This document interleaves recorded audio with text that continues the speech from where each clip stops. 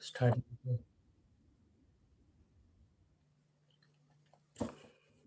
So Bhagavad Gita, chapter 3, verse 8. Niyatam kuru karma tvam नियतं कुरु कर्म त्वं karma jyayo hi akarmanaham कर्म जायो हि अकर्मणः sharira yatrapi cha te शरीरयत्रापि च ते na prasiddhyeda karmanaham.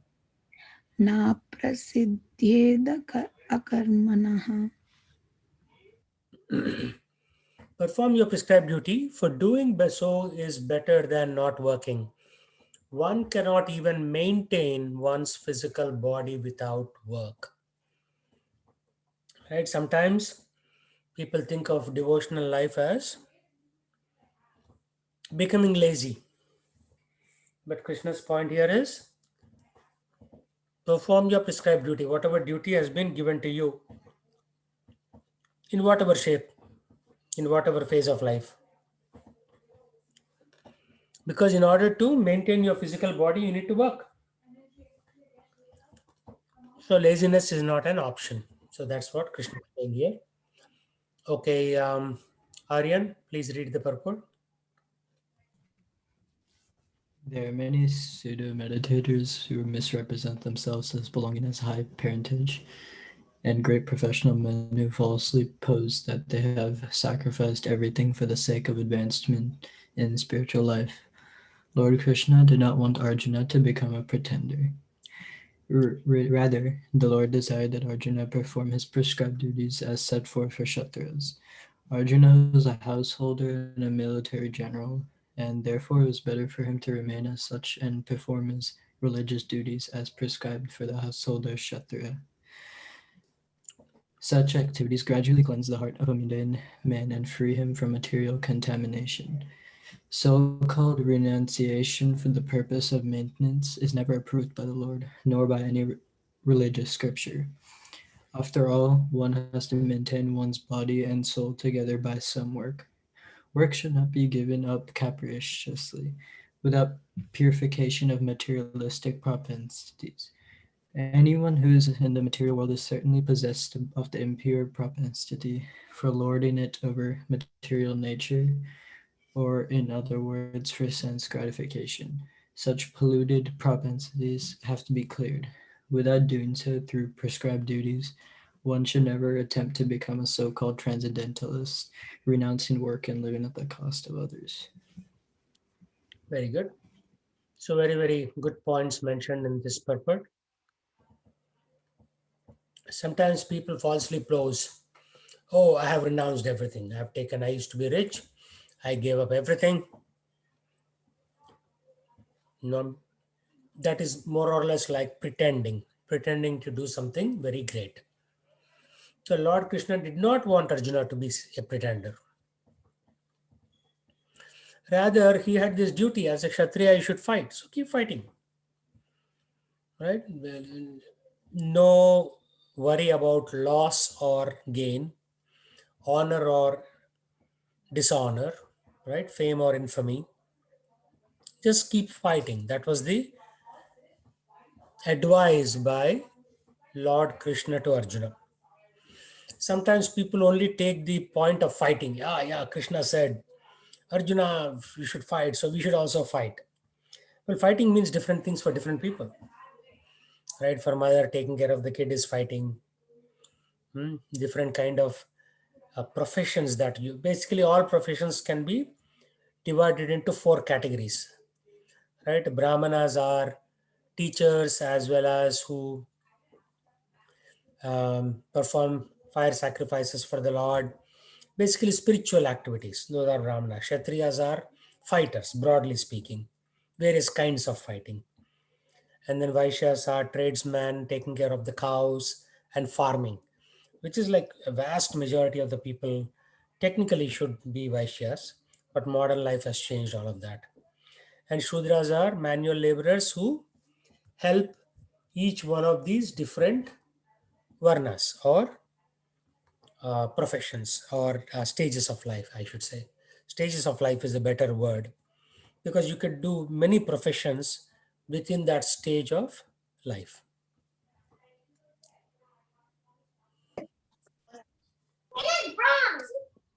And why do we,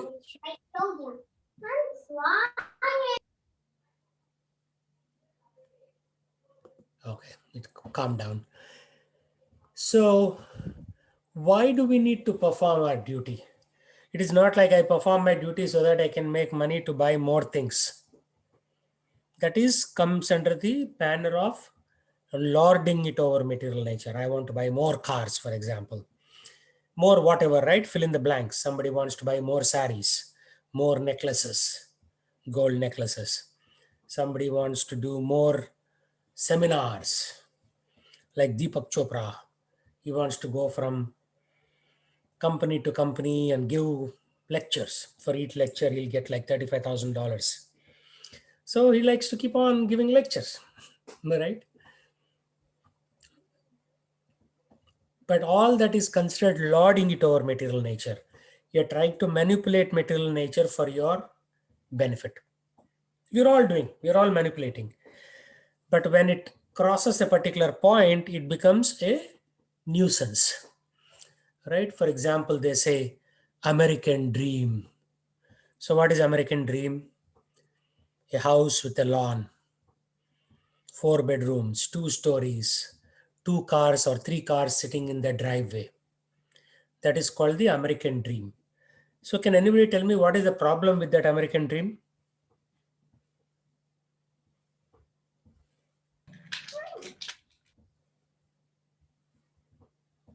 Is there a problem with that American dream? Well, I see two problems, Prabhuji. One, you achieve it and you become lazy. Two, it's a never-ending satisfaction. Like a small house and a lawn, and then a bigger house and then a bigger lawn. Correct. That is one problem. What is the other problem?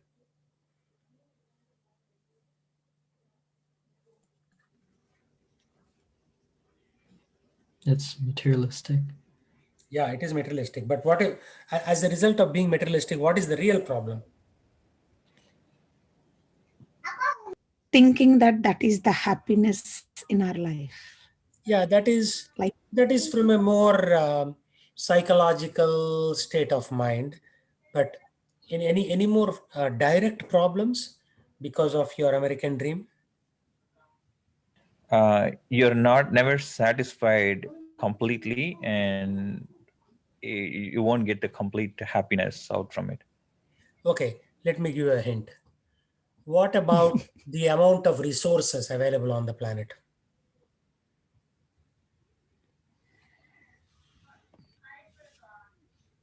well, you're damaging with your desire of having your own house. We are damaging earth with Yeah, now you are getting cutting clever. down the trees, Yeah. and there's not enough. Yeah.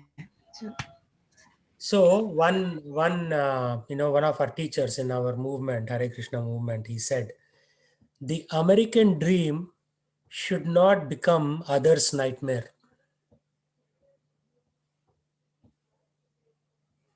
Right? Because of your desire. Right now we are facing a lumber shortage in America because we have a lot of money, right? And there's whatever reason, industrialization, printing more money by Federal Reserve government, quantitative easing. There's so many technical terms for that. But one way or the other, more money is getting introduced. As a result, more people want to buy homes, right? Because I was also looking to buy a home and I know what's going on in the market right now. So as a result, like Srujana was saying, we have to cut down more trees. But we are cutting down trees as fast as we can in America. So now we have to cut down trees in Brazil and Chile and Peru and all these other Southern American countries. So our dream of having a huge house is becoming nightmare not only in our country but in other countries also. This is called lording it over material nature. You're thinking, I am some kind of lord because I need to, like, because if the whole world wants to live in 4-bedroom, 3-bath homes, you know how many plants do we need for the population we have?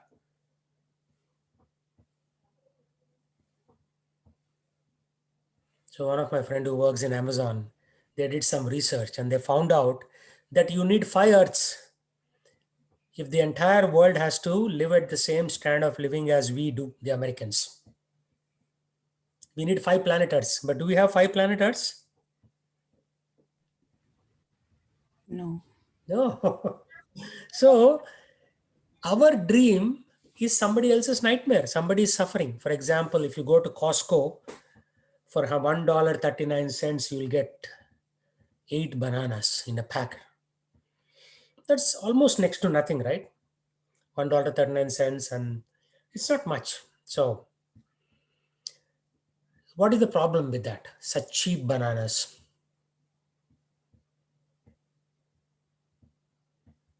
Or forget the cheap part. What is the problem with you consuming bananas at that rate at such a low price point? Well, you might overeat Okay, that is to individually. But look at macroeconomic perspective. What is wrong with that? like the production of the I'm thinking to put it in the right words, Rauji. I think we are exploiting the product of wherever that bananas are coming from. I Yeah. think they come from Mexico. No, no, they don't come from Mexico. Mexico doesn't have enough bananas to export to America. It exports other things. Okay. They come mostly Yeah, from a country trading. called Bolivia. Have you heard of Bolivia? They come Yeah, mostly yeah, from South there. America. Yeah. So somebody did research. They went to Bolivia and they went into local stores. Guess what they found? The rate of banana is higher. No, there were no bananas in the local store. What happened to all the Oh, bananas? exported. They exported to United States. Because we have the mighty dollar, we are depriving an entire country of bananas. The young kids don't have enough potassium there because we, with the mighty American dollar, we are sucking away all the bananas from that country. Oh, no, I know you and I want to enjoy the bananas, but what about the kids there in that country? So the list is endless. We suck away the world's petroleum, bananas, sugarcane. List is endless. Lumber. So this is called lording it over material nature. I am a big lord. I want to suck away everything. Yeah, today you are able to do it. But what if you are born in Bolivia next lifetime? Then you'll be cursing the Americans, goddamn Americans. I cannot even eat the bananas grown in my own backyard because we have to export them.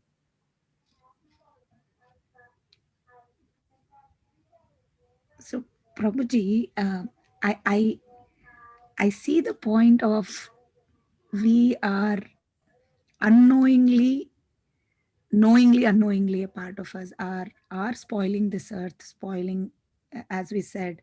I never thought of no bananas in Bolivia, at least until now. Uh, but how, like, like for example, India has with the planetary system, it has that spiritual land for many reasons, right? Like from scientific point of view, from the prayers and all what our ancestors have done. How come United States got this kind of privilege where it is able to and dictate in a very wrong way? Hmm. No, this will keep So shifting, right?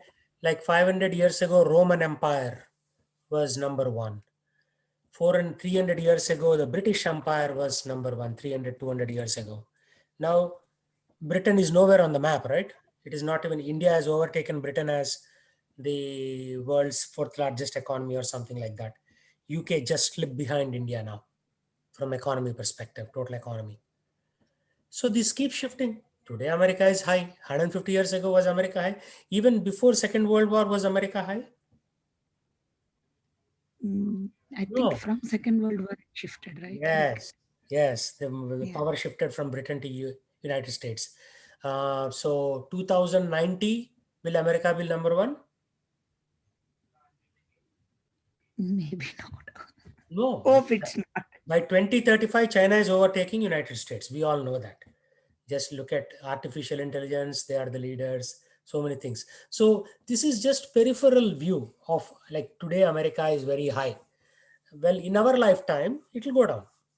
Because in my lifetime, Russia went from a very rich country to a very poor country. Russia is below India. Do you know that now? From a gross domestic product perspective? I didn't know that probably. Yeah. Okay. So India is the fourth largest economy in the world right now. UK slipped behind India. France slipped behind UK, right, at number 5 or 6. This is keep shifting a little bit more here and there, but India has overtaken these economies GDP wise. So Russia used to be very top. Russia and United States used to be top, no longer. So in one lifetime, Soviet Union cracked. Russia became, the Soviet Union became many countries, and they're practically going to dogs right now. When I went to Russia, they deal in US dollars. They said that the ruble is so unstable that they have adopted the currency of the enemy. Because for Russia, America was the enemy, right? They have adopted the currency of the enemy. So dollars are in circulation in Moscow. So these are all like short-term viewpoints that, oh, how did America become rich? Oh, wait, it won't be rich anymore. It will be China next. After China, some other country may become next. But the point is, our propensity to lord over material nature will continue.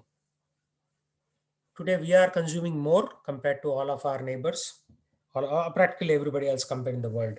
Even richer countries than us, like Saudi Arabia, they don't use resources like us. They don't consume so much. We consume so much. Just look at your trash can. What is the size of trash can in India, and what is the size of trash can in United States? Just peek from your window. How big is our trash can and recycle bin?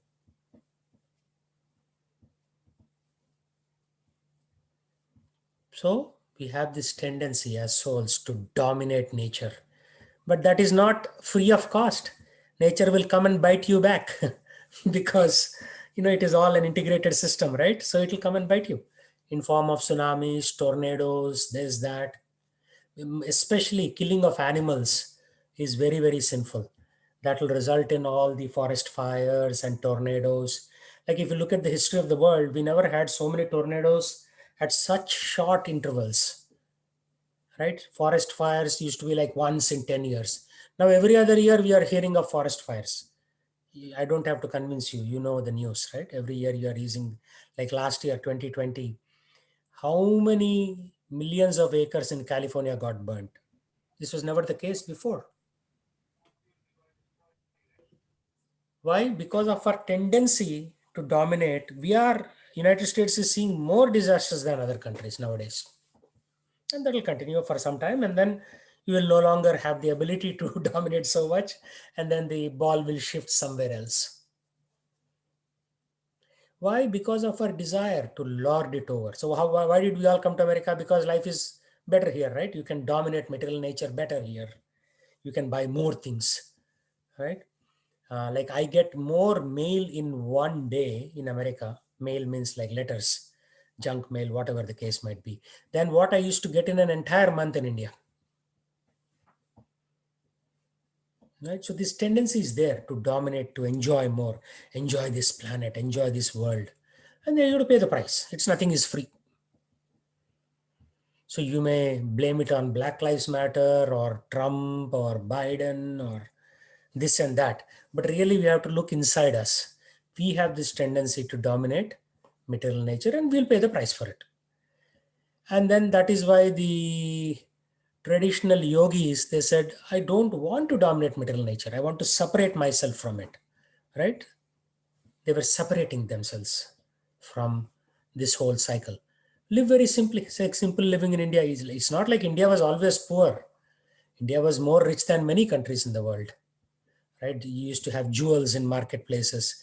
Like, if you see Fahian's stories, like, 1500 years ago when he came to India, He would write, like in the local markets, they sell jewels on the street sides. But then people were also spiritually very focused. They said, okay, we have a jewel, but that is not the goal of life. Our goal of life is something to purify my soul and get liberated. So that aspect, second part is forgotten. The first part is getting amplified. Okay, more jewels, more X, Y, and Z, right? As a result, what will happen? You'll pay the price. You're already paying the price in terms of forest fires and corona, and something else will come. This is not the end, actually, believe it or not. I was discussing with Raj when he was recently visiting Seattle from Dallas, and he was saying this will only get worse. Whatever problems we are seeing in America, this will only going get worse because the trend line is down. It's not up. Why? Because our tendency for this sense gratification. You see, this is the root of all evil. Like Gautam Buddha, what did he say? Desire is the root of all evil. But why do you desire? You desire to satisfy your senses. Sense of sight, Netflix, how much it grew during the pandemic. Why? Because you have to pay this monthly fee of $7.99 or $8.99, and that this keeps on charging. And people, whether they watch movies or not, Netflix grew up to be a very rich company during the pandemic. Why? Sense of eye. You want to see something, right? Sense of ears, music industry. Sense of tongue. Look at all the fast foods and all the junk foods and everything. Krishna said, eat food. But what did he say? Patram pushpam phalam toyam. Only from the vegetable kingdom. Grains, milk. From the animal kingdom, you are not supposed to kill the cow. You still drink the cow's blood through its milk. Blood transforms into milk in a cow. It eats grass, it converts grass into blood, and then blood transforms into milk, and then you're allowed to drink the milk, not to kill the cow and eat burgers. Right? So you're also eating the cow when you drink milk, but you are not killing the cow. You're drinking its milk, its blood in form of milk. Very simple concept. Huh? So people want to drink cow's milk and kill the cow also. That is so sinful, so sinful. Why? Because to satisfy the tongue, this whole McDonald's, KFC. Think about the chief of KFC. He must have killed over 10 billion chickens in his lifetime. So how much sin he has on his head? How many times he has to be born as a chicken and be killed again and again and again? Right? Because what does law of karma say? You get the reaction. Whatever you do, it will come back to you.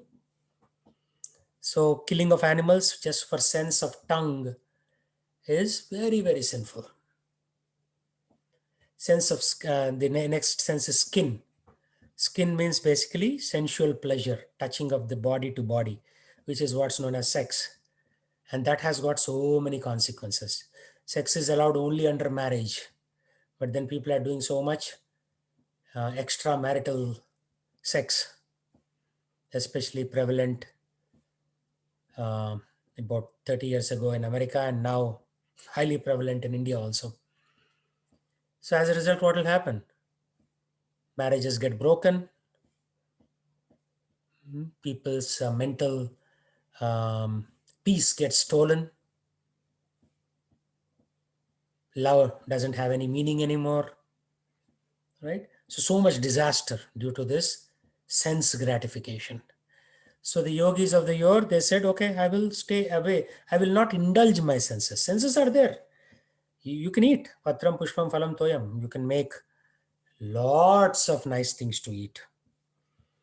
Like pakoras, sweets. You can make over 1,000 varieties of sweets with milk. Like barfi, badam barfi, khova, jalebi, jangri, all kinds of things. Right? So same thing with eyes. You can see so many beautiful things. You can go for a walk and see beautiful trees. That is not sense gratification. That is also sense gratification, but not negative sense gratification. But when you use the same eyes to watch a movie, that is sense gratification. If you use the same eyes to watch the deity in the temple, the Lord's form, Archa Vigraha in temple, that is not sense gratification. Eyes are there, doesn't mean that you will use it for negative purposes. Ears are there. What is the purpose of ears? Anybody know? What is the To primary purpose? listen Hari Katha. Yes, that's the only purpose. Why do you have ears? To hear about Hari, Krishna, God. That's it. Everything. I mean, you'll also do some little bit of silly talk also, like, hey, how is your son doing? How is your daughter doing? This and that. But if you see, generally, when people talk in social gatherings, there is no hurry in this picture. They only talk about the same topic million times. How high prices are going up, how their son got into this college, what is the score in SAT, son doing taekwondo, daughter studying this, that. Useless talk, right? It is like Srila Prabhupada equates that to croaking of frogs. So during monsoon season, whether it's in India or America, frogs croak. Like that, they make sound, right? So what does that croaking attract?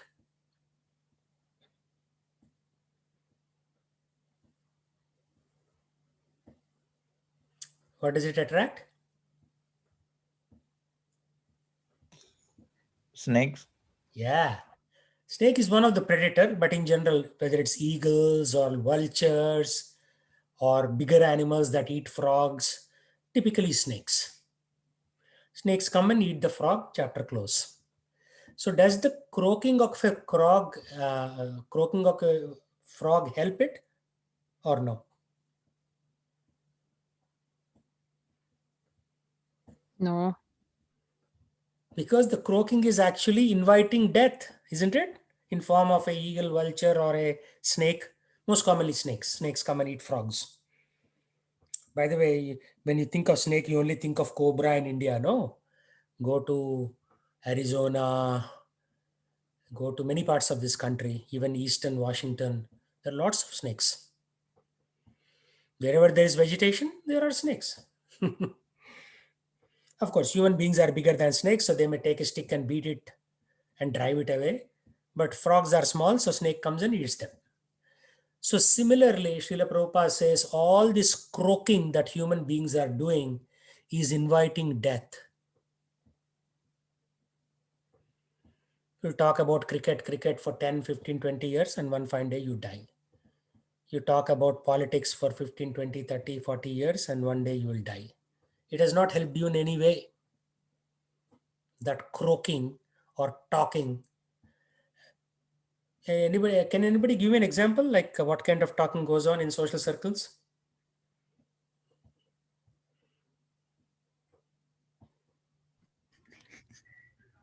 Prabhuji, it depends for male versus female. Okay, give me some female topics. Like maybe a new product, where you got it from, or if it is going with kids, activities about kids, maybe vacation, Yeah, talking about vacation, talking about jewelry, shopping. products, shopping, gold. Gold is a very important topic amongst women. And for men, it is stock market. What else? Politics, movies, Sports. cricket, sports. Yeah, baseball. What is actually a ball game? There is a little ball and there is always a stick, and the guy uses the stick to hit the ball. I tried to get into these ball games a lot. Like I tried to watch baseball and derive some enjoyment. I never got any enjoyment. I felt it is horrible. There's a stick and there is a ball and you hit it. Same with badminton, same with tennis, same with golf. There is always a ball and there is a stick hitting the ball. And that's supposed to be entertaining. I mean, I used to pretend that I used to like cricket just so that nobody thinks I'm crazy. But I hated it, absolutely. I hate baseball, I hate cricket, I hate any ball game because there is no beginning, no middle, there is no end. It's a total waste of time. For the hitter, like George Bernard Shaw, you know what he's told about cricket? Anybody remember?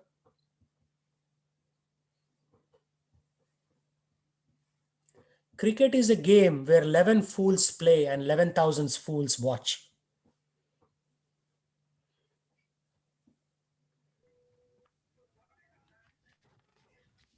Right? Maybe all the cricketers will get offended. Yeah, my goal is not to satisfy people's fancy whims. My goal is to teach people about sense gratification. You're gratifying your senses, but you are dying in the process because you have not done anything useful with your life in this world. I didn't say that. George Bernard Shaw said this. Cricket is a game where 11 fools play and 11,000 fools watch. One more George Bernard Shaw quote. A movie actress came and said, George, you are very intelligent. I am very beautiful. Let's get married. Our kids will be both. I will get your intelligence and my beauty. So, what was George's response to that? What if the kid gets your intelligence and my beauty? Excellent, excellent. Usually, there is a saying in America, right? Blondes have no brains, like that. So, he said, my dear beautiful lady, what if the kid gets your brain and my beauty? George wasn't very attractive, right? Bald head and all that nonsense, right? So, anyway, but that was Devika who responded. This is Vidya. Oh, Vidya, yeah, very good observation, Vidya. What if they get the opposite, right? Like that. So we may think that we want the best of every world, but it may not happen. It may not happen. So many things, right? Like whether people say, yes, oh, we had a lot of fun. Oh, what did you do? Yeah, we opened a bottle of Johnny Walker and we all sat together and we had pegs of Johnny Walker. What benefit did you do? Oh, I have a headache. I have a hangover. That's the only benefit you got out of drinking. So most activity that you see, which is in the sense gratification category, is a total waste of time. Right now, it may be very appealing to you. It was appealing to me also because, I used to be a movie buff. I used to do so many things, right? Like at least for some part of my life, I was watching sports and gained some kind of illusory pleasure from that watching of that game. I'm not different from you. I've had all these bad qualities in me also, but gradually I'm getting away from them. But if you uh, objectively, you know what objective means? Without any emotional attachment to the activity. If you objectively observe it, you know that 99% of the time, things that we do on this planet are a waste of time. 99%. Of course, it doesn't mean that you won't do things like walking, taking a walk in nature, appreciating nature. That's very good. You're appreciating Krishna's creation, different kinds of birds, different kinds of butterflies, different kinds of insects. You're hearing various sounds when you're walking in the forest. Very, very pleasant, actually. That's all good. But when it crosses the line into deliberate sense gratification, like, making movies with jumping animals, robotic animals, and sound, tan, tan, tan, like that, no? You're thinking you're getting some temporary pleasure, but it's totally waste of time. That is why coming back to nature, coming back to our traditional roots is the way that Srila Prabhupada recommends. He's not asking you to change anything. He's only asking you to change your consciousness. So the sense gratification, right?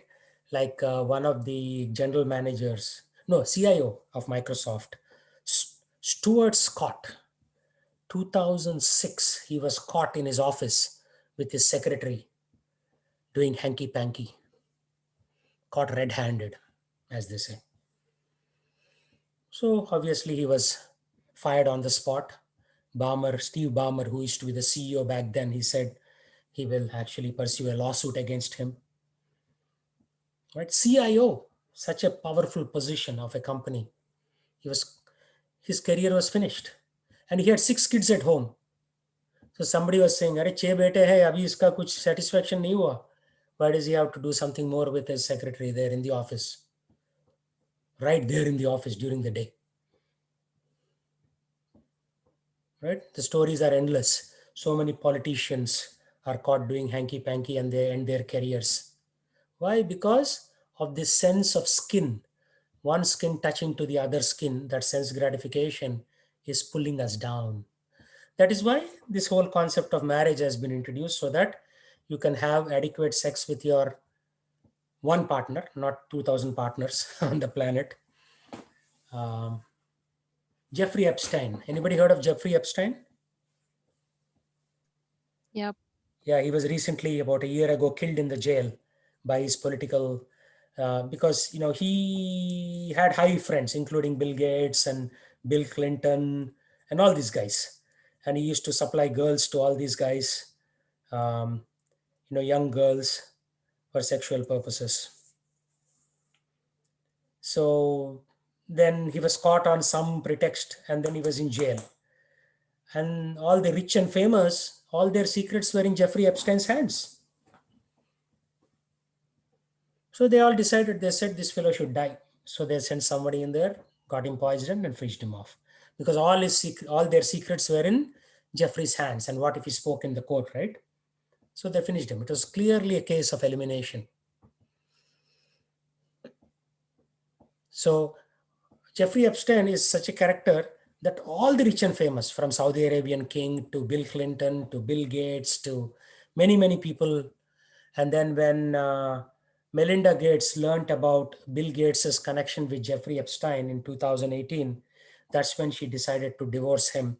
And finally, she divorced him in 2021.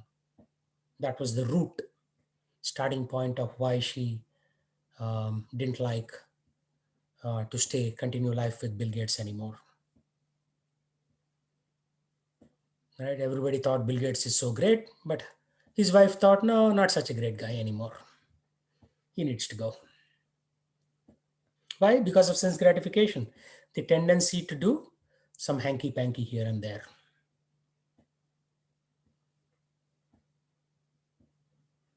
So the list is endless. Country presidents have got into trouble because of the sexual, desires. So this sense gratification is the biggest enemy of the soul. Of course, you and I may not be so gross like these bada leaders, but we also have these tendencies to a smaller degree. So we have to control these tendencies in order to come to spiritual level. But of course, if somebody wants to live like a dog, that's totally their prerogative. They can continue to do that. But if you want to improve yourself spiritually, then this applies to you. Right? Sometimes, in ISKCON temple, we give a lecture like this, and people come and start saying, how dare you talk about these topics in front of my kids? Well, your kids will grow one day. They will be exposed to the world, and it's a nasty world. So we have to talk about these topics openly so that they at least understand what's going on, and they don't fall into the same trap, right? It's like a kitten drinks milk. When it drinks milk, it closes its eyes and it thinks nobody is watching me. Is that true? No. Everybody is watching the kitten drink the milk. So same thing. Just because you want to escape from something doesn't mean no. You are in the same world. You have to deal with the ups and downs of this world, and you have to understand such a nasty place this is. It's a pretty nasty place, actually, this world. Like, if your kids are online, be careful. There are other people out there online tempting your kids to do something wrong.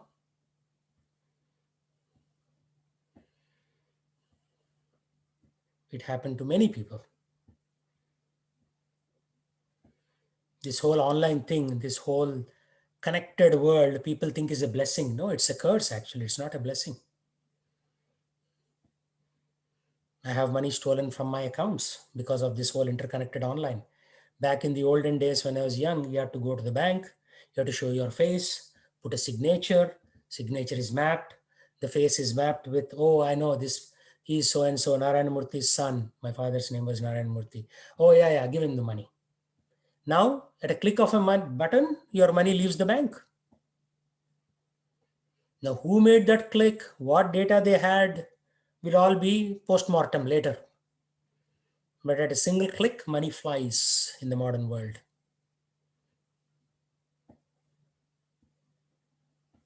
So it's become very dangerous, actually. Very, very. And it's going to get worse. People say, oh, blockchain, Bitcoin, this coin, that coin. Huh? Instruments, financial instruments, which are all there to tempt you into investing into them. And some point, something crashes, and then you may lose your principal, capital. Forget about the earnings. You may lose the principal. So all because we don't have control over our senses. All these problems are modern day problems. Only last 100 years we created, and especially last 30, 40 years we created all these problems. Previously, we didn't have so many problems. Simple life, right? Think about when you were all young. The only possession you probably had was a bicycle.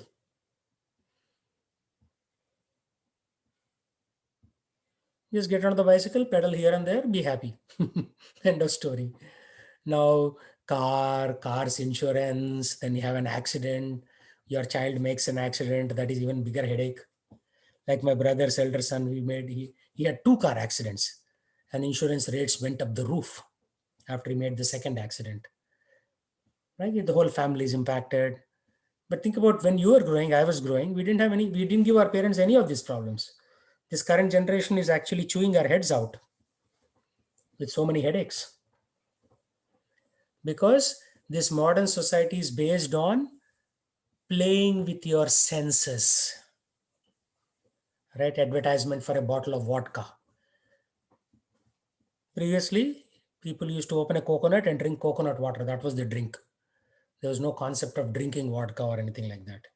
Now, advertisement, they say, this is better than drinking coconut water. Now, it's more expensive and it will cause liver damage. All that is good, but you have to drink vodka. Or BMW 5 Series starts at $60,000. Do you really need a $60,000 car to go from point A to point B? I never bought a car more than $20,000 in my life. Like I bought brand new cars, but they were all like $18,000, $19,000 or 19,998 or whatever the price might be, right? Like that. Because ultimately it will take you from point A to point B. That's it. Why do you need an expensive car? It will do the same. It will not do anything better to you. It will not take you with some wings on your back if you buy a more expensive car. This is all advertising that's playing games with you. Because I was in marketing myself, I know how the profession works. So I was talking to a company called Mr. Youth in New York City. He said one of the secrets of success is you should always have an extremely happy person in the ad. So people will look at that person and say, oh, if I buy this product, I'll also be so happy. So I was doing some advertising for Microsoft products. And so I hired them, Mr. Youth in New York. So they used to get these pictures of extremely happy people and they would insert them in the ads. So they're all playing games with you. And you're thinking, I am so happy. No, you're not. They are sucking away your money. And so that you work even harder to maintain your level of sense gratification. How many things we do? You need roti, kapda, and makan. That's it. Everything else is optional. Food, clothing, and shelter. Shelter doesn't mean 6-bedroom home and then you end up paying what? So much in taxes. Right? Only to impress who? You'll impress some other fellow. Oh, yeah, you have 5-bedroom, I have 6-bedroom. Okay. The fellow say, yeah, very good. After that, he doesn't care. And nobody cares. Only person caring is the county, which will take your taxes every year. Bigger the home, bigger the taxes. Ha ha ha, I got you. The county fellow is thinking.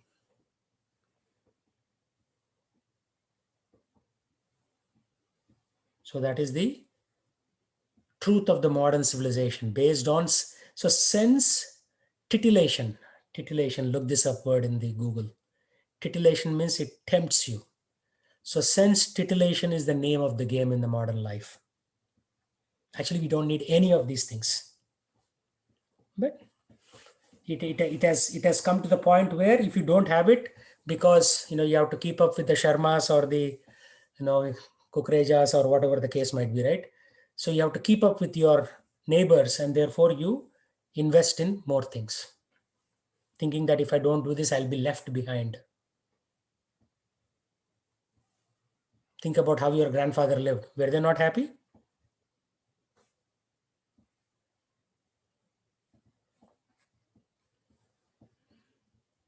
My grandfather had a bicycle. He had a shop. He would go from home to shop in bicycle, come back. And he was fairly wealthy because he had some land in coastal Andhra. He was getting grain. We used to have a huge granary within our house only, like how many feet? 15 feet tall.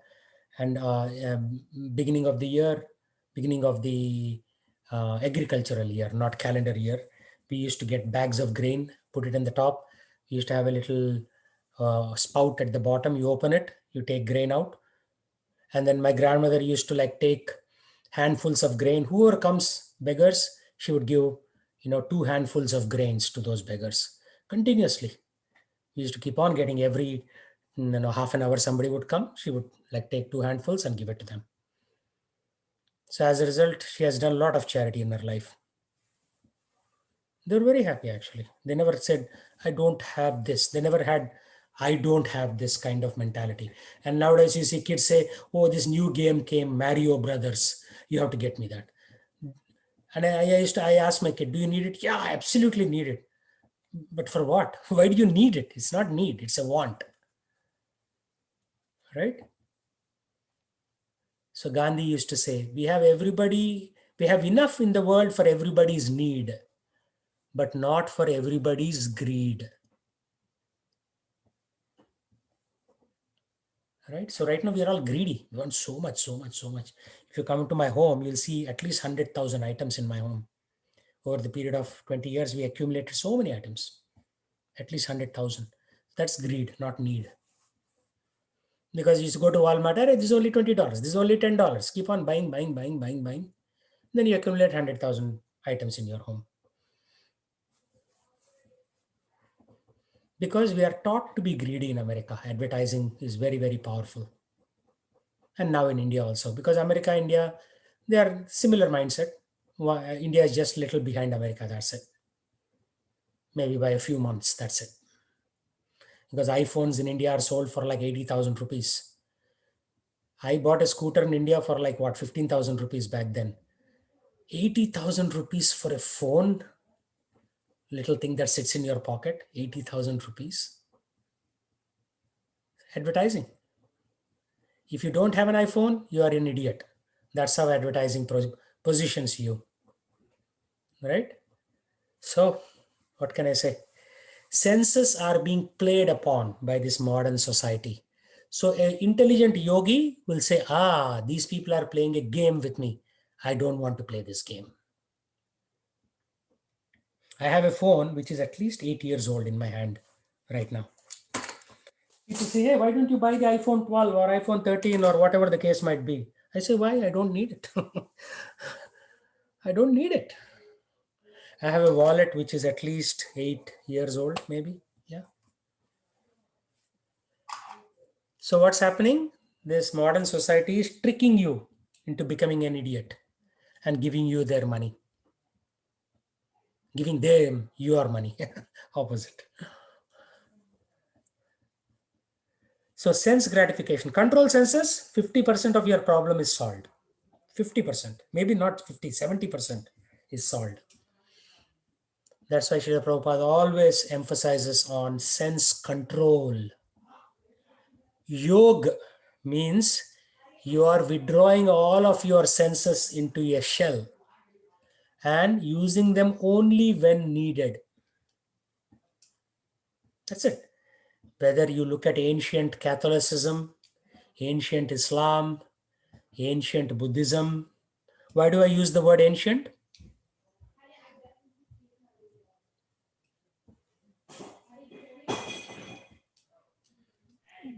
Because it's very old. No, because the modern One forms of this religion are totally hodgepodge nonsense. I went to a Buddhist temple in Vancouver, British Columbia. They put pork and Johnny Walker, no, VAT 69 in front of Buddha. And I said, what's going on? You are feeding Buddha this? He said, Ahimso Parama Dharmaha. He said, no, Buddha will be happy. I am liberating this animal and offering it to him. And along with that, he also gave whiskey to Buddha. So the modern forms are totally nonsense. So because this fellow likes to eat meat and drink whiskey, he's offering that to Buddha and he's consuming after Buddha consumes it. But was that Buddha or Buddha's parental form, original form as Krishna? What does he say? Patram pushpam phalam toyam. Fruits, vegetables, grains, milk. Only those things I consume. And you consume what God consumes, not the other way around. You consume what God consumes. God doesn't consume. Krishna says patram pushpam phalam toyam. He doesn't say chickenam muttonam. Right? Hello Satish. I am in my Bhagavad Hare Krishna. Good. I am in my Bhagavad Gita class. Can we talk maybe after half an hour? Okay. That was my PhD classmate, Satish from Dallas. He and I go a long way. So anyway, so Krishna says, Patram pushpam phalam toyam yome bhakti prayachati. He doesn't use non-vegetarian terms, chickenam, muttonam, beefam. No, because those are also his children. So whatever Krishna doesn't eat, I won't eat. That is my policy.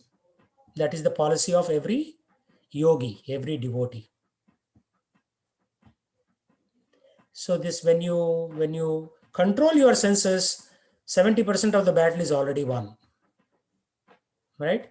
If you don't control the senses, you practically cross the 1% mark. You get the point? So let's open it for debate. I know I said a lot of things which you may not agree with, but so let's open it for debate. Anil, thank you for joining again after a while. So any thoughts, questions?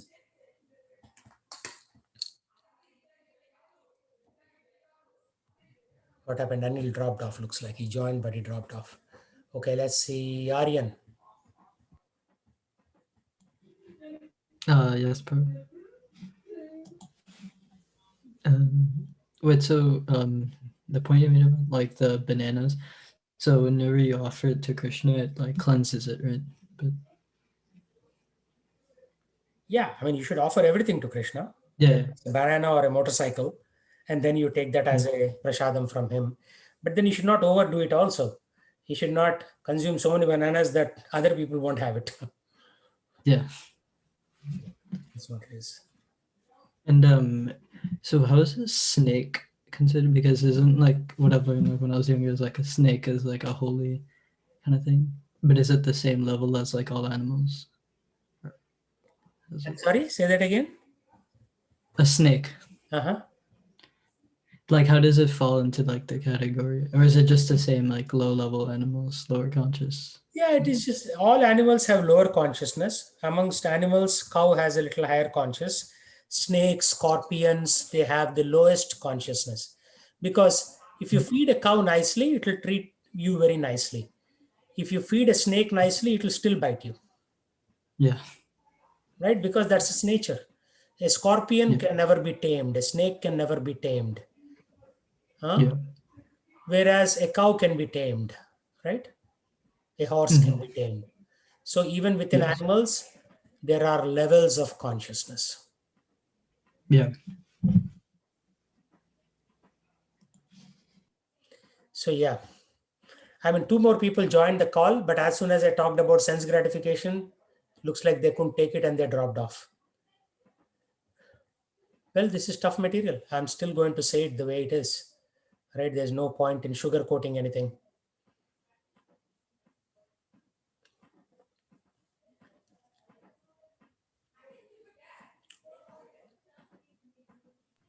So, sense gratification is the main lesson for today.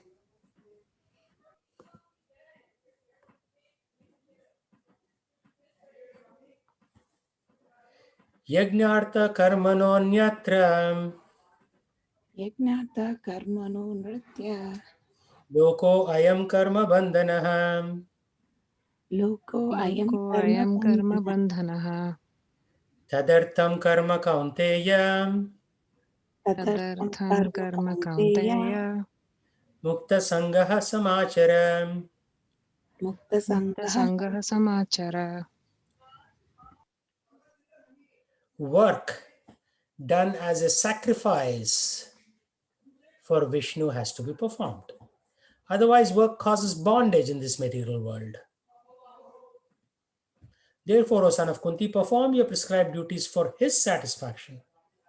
And in that way, you will always remain free from bondage. So, the key point here is any work that we do, Krishna says, should be done as a sacrifice for Vishnu. So if you're having a kid, it's sacrifice for Vishnu. You're earning money, it's a sacrifice for Vishnu. You're spending money, you have to be, should be done as a sacrifice for Vishnu. But then if you spend money to watch a movie, it is not a sacrifice for Vishnu, right? It is you're doing it for your own sense gratification. So the choice is yours. Is it a sense gratification or is it a sacrifice? Everything. You go to a store, you see flowers. What comes to your mind? Anybody? Offering it to Krishna, or That is the gold standard. But in reality, what comes to your mind? decorate your house with flowers, Yeah. or Most people will think, oh, if I put this flower in my hair, will I look beautiful or will I decorate my home? But the real consciousness is, oh, if I offer this to Krishna, how will it be? Right? So if you see a beautiful building, what should you think? Or what do you normally think? when can I have that kind of a building? And what should you think?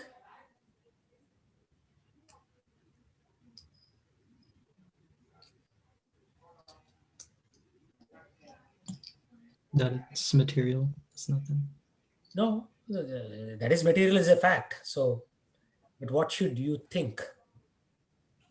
Maybe having it as a Krishna temple. Yeah, that's a good way to say it. Of course, every home cannot be converted into Krishna temple because the layout is pretty bad. It's not Vastu compliant. But you should think, oh, what if there was a Krishna temple in this beautiful building? Like that, right?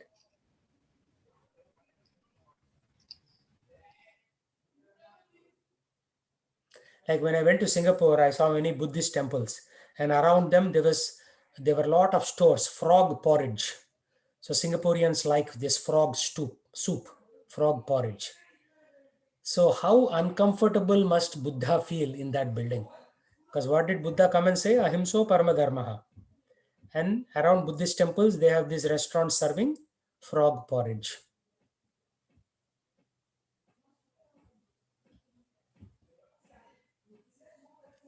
So there is no sacrifice there. It's a waste of time, whatever they are doing.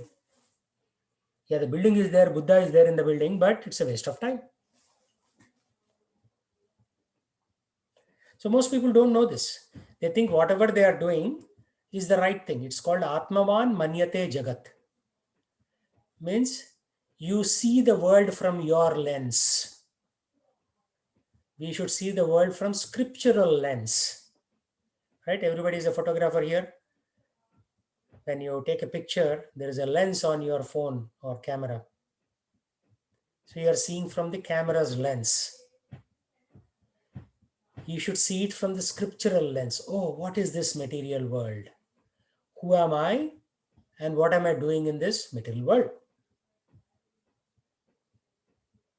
So work should be done as a sacrifice for Vishnu.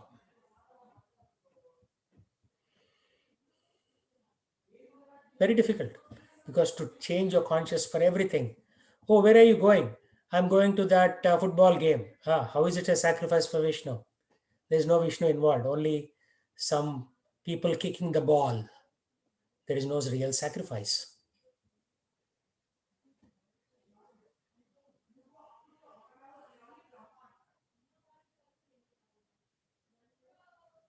Then what do you say? Okay, I won't go. I will go in a direction where work is done as a sacrifice for Vishnu. And for that, you don't have to necessarily come to a temple. At home also, you should think, how is this activity related to Krishna or Vishnu?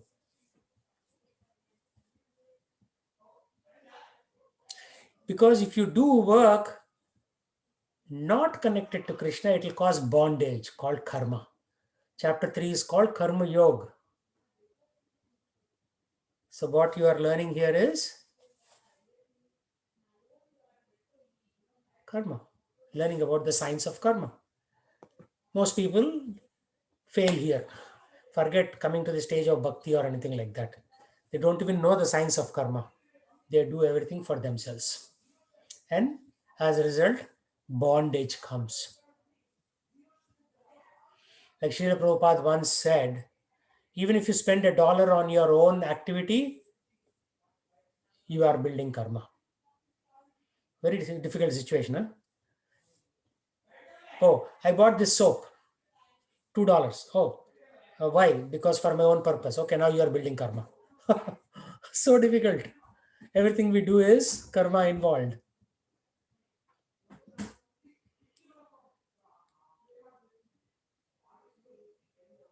So what we should do is, instead of that, we should perform our prescribed duty for his satisfaction, right? So if you're taking care of your child, is Krishna satisfied the way I'm taking care of my child? Is Krishna satisfied by the way I'm conducting my day-to-day activities?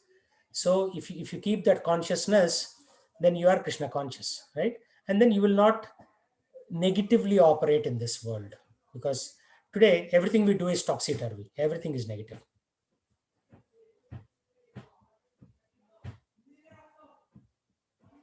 For example, you take the car, you go to the mall, and a lot of animals like rats and raccoons fall under the car tires and they die. You get the karma of killing that animal. We all do this. I mean, so many animals have died under our car tires. But if you do the same activity, if you're going to the temple to perform some seva to the Lord, and a raccoon dies under your car or a rat dies, then you are not implicated by karma, because you were in the service of the Lord.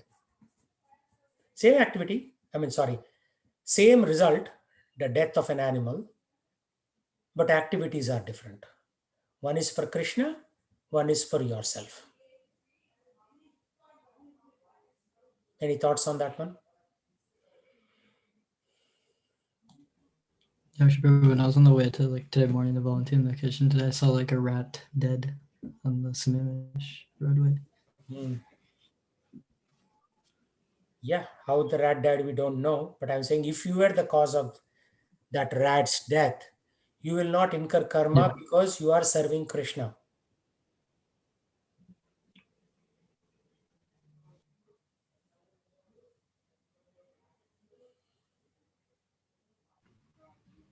Right? So we and to the extent that we serve Krishna, all the negative activities will be condoned. Condoned means they will be pardoned. But we are not doing all the time activities for Krishna, which means we are also building karma. So what is the solution then?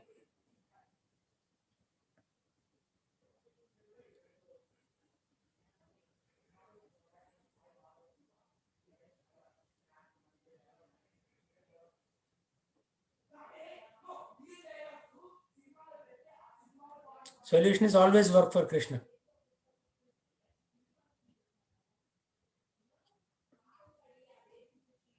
Right? So that's what people do. Some people do. Very few people, actually, very rare. They'll say, okay, I'll quit my job, I'll join a temple, and I will serve Krishna 24/7. There are people like that. I personally know people like that who have done that.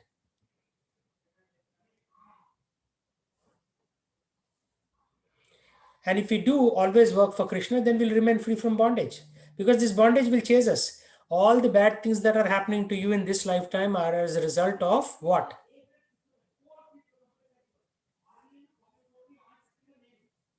Past life's karma. Past life's work. which was not done for Vishnu. Past life's karma, which was done for Vishnu, is not causing your negative problems. Say, suppose you have a problem with your mother-in-law. Where is it coming from? Some past life work which you did, not for Vishnu, but for some other reason.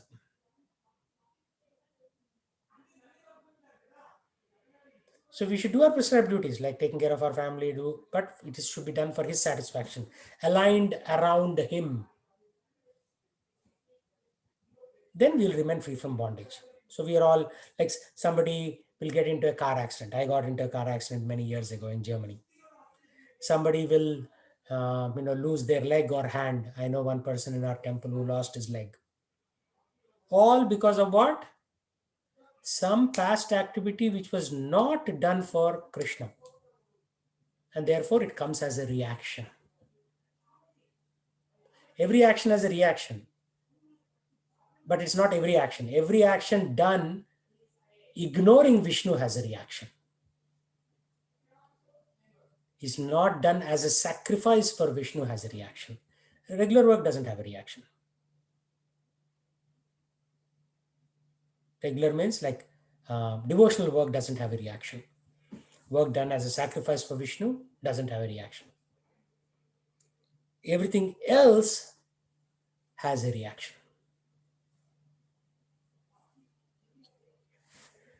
Okay, Vidya, please read this. Since one has to work even for the simple maintenance of the body, the prescribed duties for a particular social position and quality are so made that that purpose can be fulfilled. Yajna means Lord Vishnu or sacrificial performances. All sacrificial performances also are meant for the satisfaction of Lord Vishnu. The Vedas enjoin Yagyo vai Vishnuhu. In other words, the same purpose is served whether one performs prescribed yagyas or directly serves Lord Vishnu. Krishna consciousness is therefore performance of yagya as it is prescribed in this verse. The Varnashrama institution also aims at satisfying Lord Vishnu. Varnashrama charavata purushena paraha puman Vishnur aradhyate. Vishnu 3.8.8.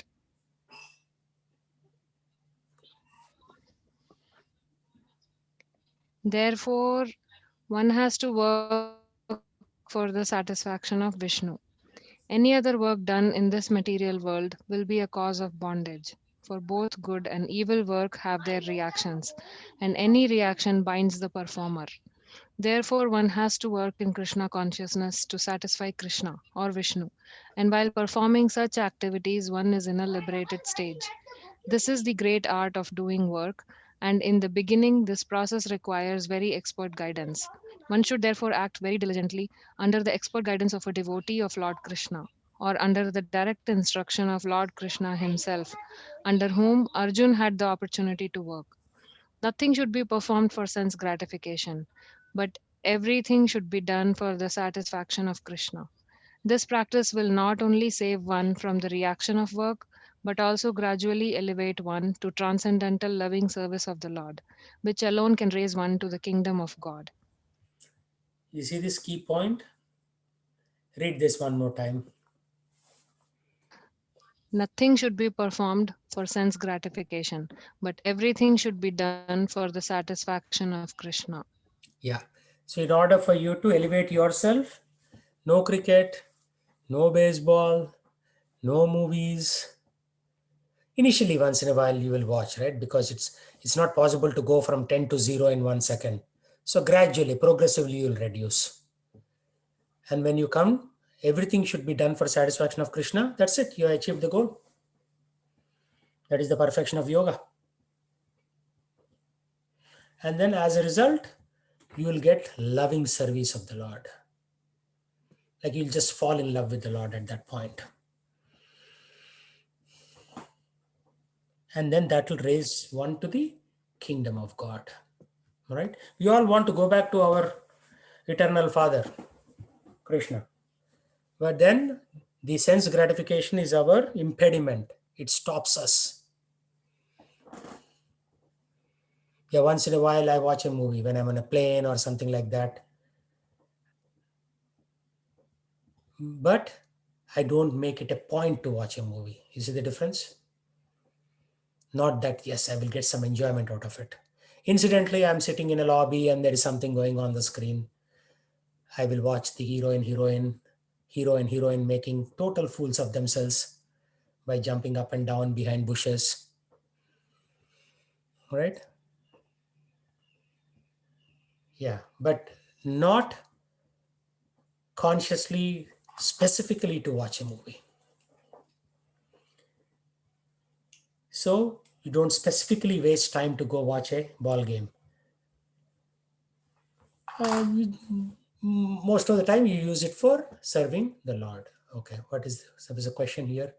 Does studying hard count as a sinful act when you are still chanting and Krishna Seva? Studying hard is not sinful. You are just learning a art, right? Like if you are a cobbler, you need to learn how to stitch shoes. If you are a doctor, you need to know how to stitch people's bellies after a surgery. You're stitching, and that is just a skill. Doesn't mean a cobbler is making less money, doctor is making more money, but you are just doing a skill. That doesn't count necessarily as bad, but there are some professions to be definitely avoided. Like you don't become a slaughterhouse worker, for example.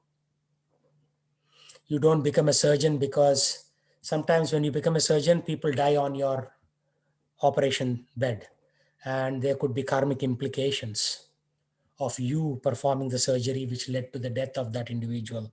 So certain professions you stay away from. You don't work in a liquor store, for example. Like the four principles: no meat eating, no gambling, no intoxication, no illicit sex. So you don't work in a nude bar, for example, because that is the sex industry. You don't work in a liquor store. You don't work in a meat store or a slaughterhouse. You don't work in a casino. You work in some, simple type role, 9 to 5 desk type job, just to earn a living and then focus the rest of your time in Krishna's service. Does that answer your question? I'm assuming Aryan asked that question. Yeah, thank you, Prabhu. Yeah, yeah. Yeah, you study. I'm also studying right now, right? I mean, at office, I need to learn some new computer techniques called Kubernetes and Docker containers. And these are all weird technologies that have been introduced. Yeah, I just do it just to execute my job, but I don't fall in love with it. You have to fall in love with Krishna, not with all these day to day. If a cobbler just falls in love with the shoes, then he has lost his life basically. Right? There's so much more beauty in this world than shoes. So you take up a regular simple job, but most of the remaining time when you uh, are not doing that job or study, then you focus on Krishna.